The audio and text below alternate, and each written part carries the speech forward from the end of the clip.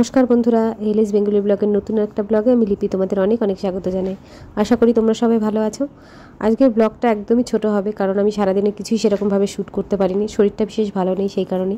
তো যেটা শ্যুট করেছি সেটাই তোমাদের সঙ্গে শেয়ার করছি। আজ মঙ্গলবার আর আজ হচ্ছে 23শে এপ্রিল। তো আমি যেটা বলেছিলাম বিয়ের অ্যালবাম শেয়ার করব, সেটা মোটামুটি আমার রেডি আছে, একটুখানি কাজ বাকি রয়েছে, মানে ভয়েস ওভার করা হয়নি, তো সেই কারণে ওটা পোস্ট করতে পারছি না। তো খুব শিগগিরই পোস্ট করবো। তো এখন দেখো ঢাকের আওয়াজ শুনে আমার মেয়ে দৌড়ে ব্যালকনিতে এসছে, তো আমি ওর সঙ্গে গেলাম। এসে দেখি দুটো ঠাকুর নিয়ে যাচ্ছে, একটা তো মা কালী ঠাকুর, আর একটা কী ঠাকুরের মূর্তি আমি ঠিক বুঝলাম না। তো এই সময় আমার হাজব্যান্ড একটু বেরোচ্ছে, আর এই কালুটা দরজার সামনে শুয়ে থাকে, এই জায়গাটা ঠান্ডা থাকে গেটের ঠিক মুখটাতে, তো কিছুতেই বাইকটা বার করতে পারছিল না। তো আমি এলাম নিচে, তো কালু একপাশে গিয়ে শুলো। এবার আমি দরজাটা বন্ধ করে আমি ঘরে চলে যাব, গিয়ে মেয়েকে একটু পড়তে বসাবো।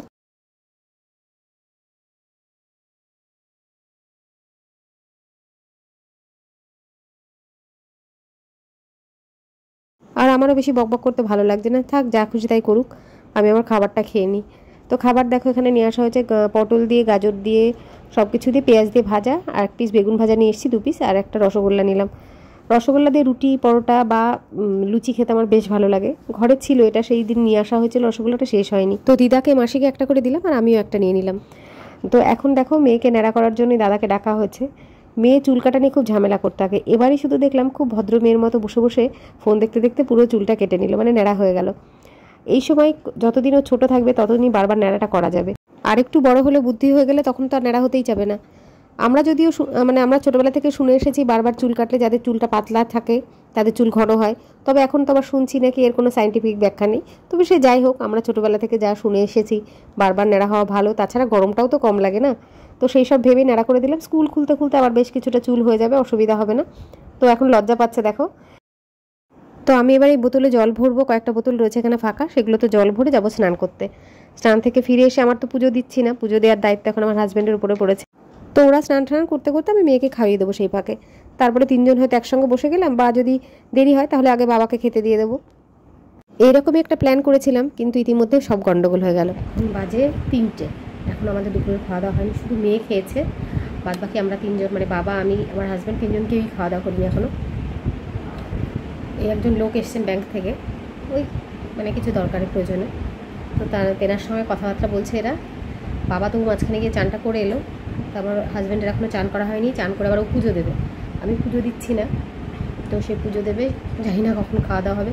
ভেবেছিলাম খাওয়া দাওয়া করে একটু রেস্ট নেবো, বিকেলবেলা একটু বেরোতে হবে, এই আমার ননদের বাড়িতে, ওদের বাড়িতে আজকে হনুমানের মানে হনুমানজির পুজো আছে, তো সেখানে যাব।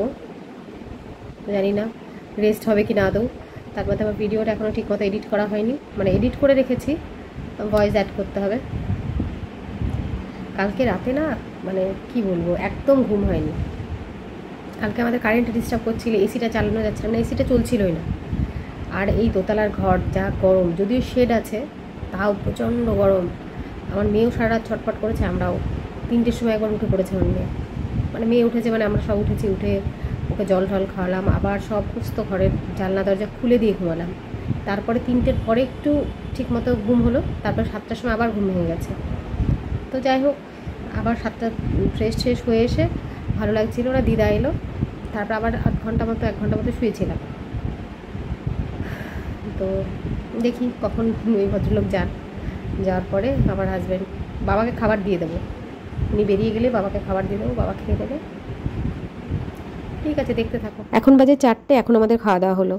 তো এটা পুজো দিয়েছিল, পুজো লাড্ডু দিয়ে পুজো দেওয়া হয়েছিল আজকে হনুমানজির, যেহেতু হনুমান জয়ন্তী, কিন্তু প্রসাদ কারোরই নেওয়া হয়নি। তো খাওয়া দাওয়ার পরে সবাই একটু একটু করে প্রসাদ নিলাম। আর এখন সন্ধ্যাবেলা আমরা সব বেরিয়ে পড়েছি, 3জনই, মানে 4জন সব মিলে যাচ্ছি আমার ননদের বাড়িতে। ওদের বাড়িতে হনুমানজির পুজো হয় খুব ধুমধাম করে, কিন্তু এবছর সেরকম কিছুই হচ্ছে না, মানে জাস্ট ওরা নিজেরা পুজোটা করছে, আর আমরা শুধু দেখা করতে যাচ্ছি, কারণ প্রতি বছরের অভ্যাস। বিয়ের পর থেকেই, মানে আমার ননদের বিয়ের পর থেকে প্রত্যেক বছরই আমরা যাই ওদের বাড়িতে হনুমানজির পুজোতে। অন্যবার ওরা সব বাড়িতে নিমন্ত্রণ করে বা প্রসাদ পাঠিয়ে দেয়, এবছর সেরকম কিছুই হয়নি, কারণ পুজোটাই হয়েছে খুবই ছোট করে, ঘরোয়া করে। আর প্রত্যেকবার হনুমানজির পুজোতে মা আগের দিন বা পুজোর দিন সকাল সকাল চলে যেত, গিয়ে পুজোর কাজে বিভিন্ন ধরনের কাজ থাকে একটা বাড়িতে, তো সেগুলোতে সঙ্গে সঙ্গে যেটুকু পারতো ওদের হাতে হাতে করে দিত।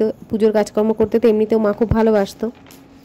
তো এবছর এই সব জিনিসগুলো বারবার করে আমার ননদের তো মনে পড়বেই, বাকিদেরও মনে পড়বে।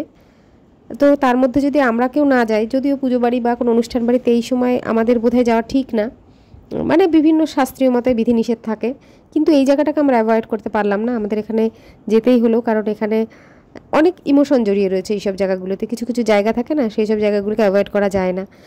তো যাকগে, সেসব শাস্ত্রীয় কথা, নীতি কথার উপরে মানুষের ইমোশন, সেগুলোর গুরুত্ব বোধহয় সবচেয়ে আগে। তো এই বাড়িতে এসে সবার সঙ্গে গল্প টল্প করে, বিড়ালে বাচ্চার সঙ্গে একটু খেলাধুলা করে চলে গেলাম ঠাকুর দেখতে। ঠাকুরের ঘরের ভেতরে যাইনি, বাইরে থেকে জাস্ট ঠাকুর দর্শন করে প্রণাম করে চলে এলাম। আর এদের এইখানে পাড়া বারোয়ারিতেও একটা হনুমানজির পুজো হয়, সেখানে আর আমার যাওয়া হয়নি। তো এখানে দেখো প্রসাদ দিয়েছে কত কিছু। তো প্রসাদ টসাদ খেয়ে গল্প টল্প করে আমরা এখন ফিরছি বাড়ির উদ্দেশ্যে। ভেবেছিলাম বারোদোলে যাব, কিন্তু সময় হয়ে উঠলো না, আসলে আমাদের বেরোতেই অনেকটা দেরি হয়ে গেছে।